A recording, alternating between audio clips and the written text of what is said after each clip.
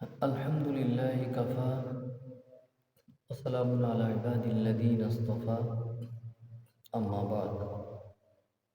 সম্মানিত শ্রোতা মণ্ডলী, আসসালামু আলাইকুম ওয়া রাহমাতুল্লাহি ওয়া বারাকাতুহু।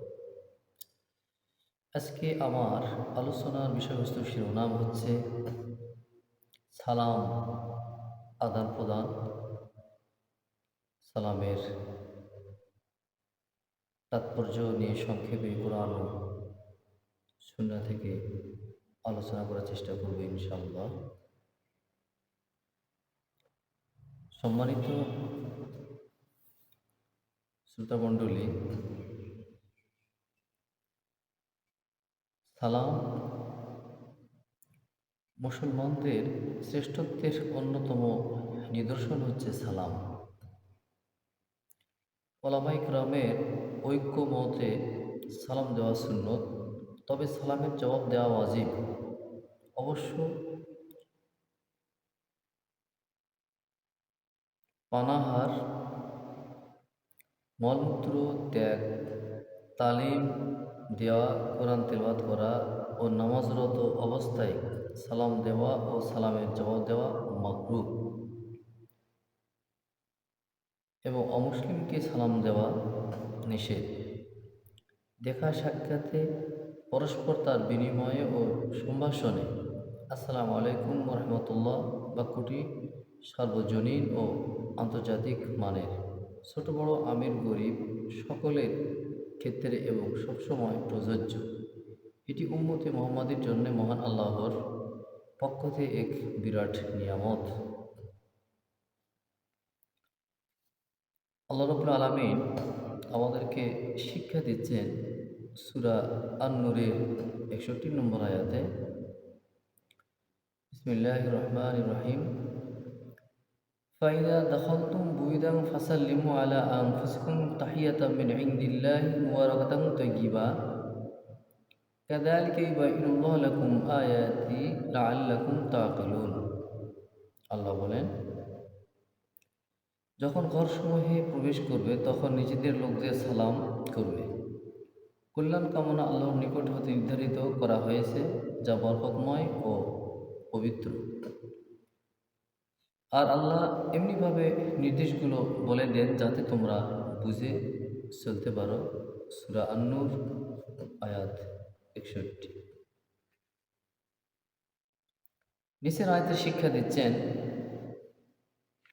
পবিত্র কোরআনে সূরা নিসার ৮৬ নম্বর আয়াত, ওয়াইদা হুয়িতুম বিতাহিয়াতিন ফাহাইয়ু বিআহসানা মিনহা আও রুদ্দুহা ইন্নাল্লাহা কানা আলা কুল্লি শাইইন হাসিবা। আল্লাহ বলেন, আর তোমাদেরকে যদি কেউ দোয়া করে তাহলে তোমরাও তার জন্য দোয়া করো, তার চেয়ে উত্তম, অথবা তারই মতো ফিরিয়ে বলো, নিশ্চয়ই আল্লাহ সর্ব বিষয়ে হিসাব গ্রহণকারী। আল কোরআন সূরা নিসা আয়াত ৮৬। আগে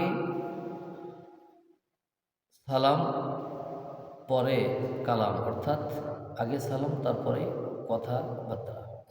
এ প্রসঙ্গে সহিহ তিরমিজি শরীফের একটি হাদিস, আন জাবির রাদিয়াল্লাহু আনহু قال قال رسول الله صلى الله عليه وسلم السلام قبل الكلام। জাবির রাদিয়াল্লাহু আনহু হতে বর্ণিত, তিনি বলেন, রাসূলুল্লাহ সাল্লাল্লাহু আলাইহি ওয়াসাল্লাম বলেছেন, কথাবার্তা বলার আগেই সালাম করবে। সহিহ তিরমিজি খণ্ড ৫, অধ্যায় অনুমতি প্রার্থনা, পৃষ্ঠা ১৪৪। সালাম বিনিময় পরস্পর ভালোবাসার মাধ্যম। সালাম বিনিময় পরস্পর ভালোবাসার মাধ্যম। এ প্রসঙ্গে সহিহ তিরমিজির আরেকটি হাদিস, আর আবি হুরায়রা রাদিয়াল্লাহু আনহু قال قال رسول الله صلى الله عليه وسلم والذي نفسي بيده لا تدخلون الجنة حتى تؤمنوا ولا تؤمنوا حتى تحابوا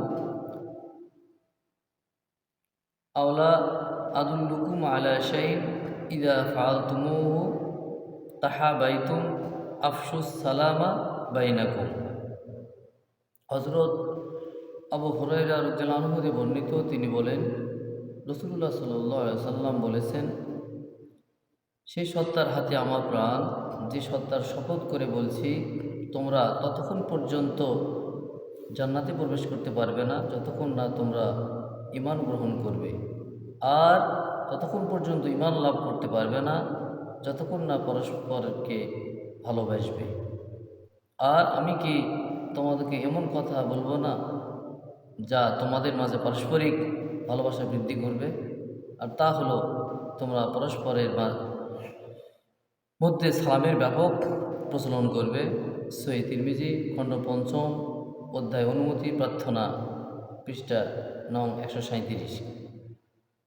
তাহলে হযরত আবু হুরায়রা রাদিয়াল্লাহু আনহু থেকে যে হাদিস, এই হাদিস থেকে শিক্ষা যে ততক্ষণ পর্যন্ত আমরা ঈমানের স্বাদ গ্রহণ করতে পারবো না যতক্ষণ পর্যন্ত না আমরা পরস্পরের ভালোবাসবো, পরস্পরকে আল্লাহ রসুলের জন্য, আল্লাহর জন্য ভালোবাসবো।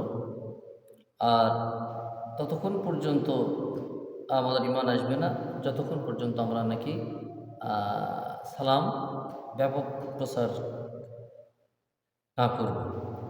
তো আমাদের ইসলামের সঠিক খুব সুন্দর বিচক্ষণ দুইটি দিক নির্দেশনা। একটি হচ্ছে একমাত্র আল্লাহ রসুলের জন্য ভালোবাসা থাকতে হবে। এটা সহিহ বুখারী শরীফের হাদিসের মধ্যেও আছে যে কাল কিয়ামতের কঠিন দিনে আল্লাহ রাব্বুল আলামিন আল্লাহর কুদরতের আরশের ছায়া তার ৭ শ্রেণীর মানুষ স্থান লাভ করবে। তার মধ্যে এক শ্রেণী আছে যে ব্যক্তি আল্লাহ রসুলের জন্য, আল্লাহর জন্য ভালোবাসবে এবং আল্লাহ রাব্বুল আলামিনের জন্য ভালোবাসা ছিন্ন করবে। তো আল্লাহর জন্য আমাদেরকে ভালোবাসতে হবে। এরপরে ব্যাপক সালাম বিনিময় করতে হবে।